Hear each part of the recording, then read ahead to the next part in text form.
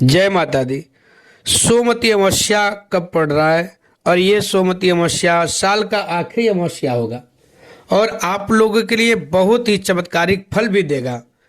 मात्र एक उपाय करना है और उसके साथ साथ जैसे सोमवती अमावस्या कब पड़ता है, जब अमावस्या सोमवार के दिन पड़ता है तो उसको बोलते हैं सोमवती अमावस्या। उस दिन औरतें परिक्रमा करती हैं पीपल के पेड़ की 108। उसको कहीं कहीं भौरी के नाम से भी प्रचलित है। तो कैसे भौरी दिया जाता है, कैसे परिक्रमा किया जाता है, क्या प्रथा है, कुछ जो पहली बार प्रारंभ करेगा, जो लोग कई बार कर चुके, कैसे किया जाता है, किस किस चीज से किया जाता है, आप लोगों को जानकारी प्राप्त होगा। और सोमवती अमावस्या का कथा भी मैं आप लोगों को बताऊंगा। तो आप लोग हमारे चैनल पे अंत तक बने रहें।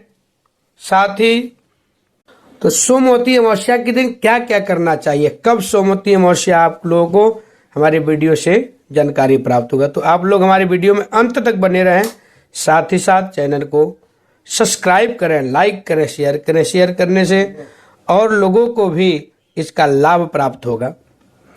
और सोमवती अमावस्या की कहानी क्या है, किस प्रकार से इसको प्रारंभ करना चाहिए, क्या क्या द्रव्य से परिक्रमा किया जा सकता है, मैं बताना चाहूँगा। सबसे पहले तो सोमवती अमावस्या का कहानी। बोले शंकर भगवान की जय। ओम अखंड मंडलाकारं व्याप्तं येन चराचरं तत्पदं दर्शितं येन तस्मै श्री गुरवे नमः।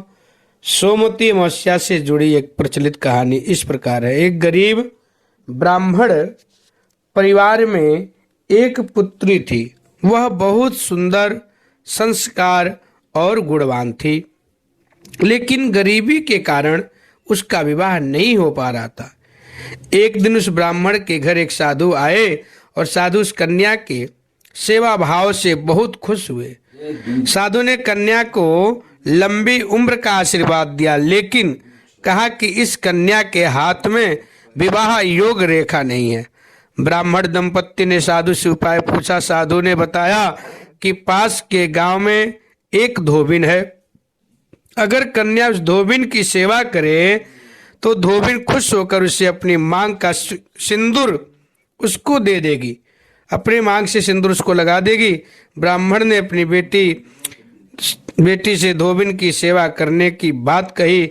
धोबिन ने देखा कि एक कन्या बिल्कुल अंधेरे में घर आती है और घर का सारा काम करके चली जाती है। वो धोबिन भी बहुत असमंजस में पड़ गई, मेरे घर का काम कौन करता है। कन्या ने साधु द्वारा कही गई सारी बात बताई और धोबिन जैसे ही, सोना धोबिन उसका नाम था, धोबिन ने जैसे अपने मांग का सिंदूर उस कन्या की मांग में लगाया, उसका पति जीवित हो गया और वह बहुत दिनों तक, दीर्घ काल तक सुख पूर्वक अपना जीवन अपना भोग किया और अंत काल में भी वह अपना राजपाट के बाद वह भगवान श्री हरि के धाम को भी प्राप्त हो गया। तो जो सोमवती अमावस्या होता है, सोमवार के दिन जब पड़ता है तो इसको सोमवती अमावस्या कहा जाता है।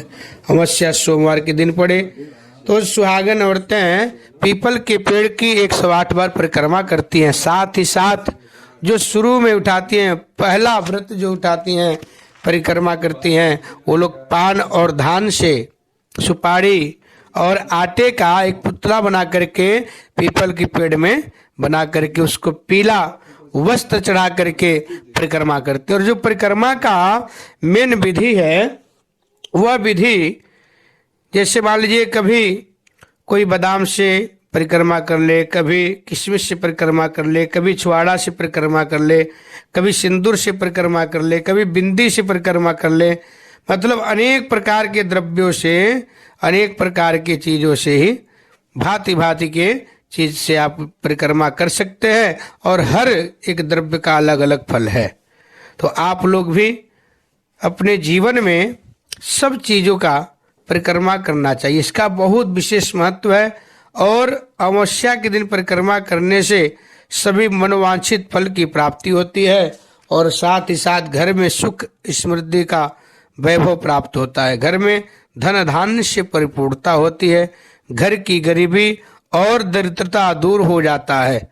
तो आप लोग इस प्रकार से अमावस्या का परिक्रमा करें, भौरी दें, और साथ ही साथ अमावस्या के दिन पितरों का भी उपाय करना चाहिए। जैसे मान लीजिए आप लोग कहीं गंगा तट पे गए हैं तो वहाँ पे स्नान करिए, तर्पण करिए, दीपदान करिए, गायों को भोजन कराएं, साधु संतों ब्राह्मणों को भोजन कराएं।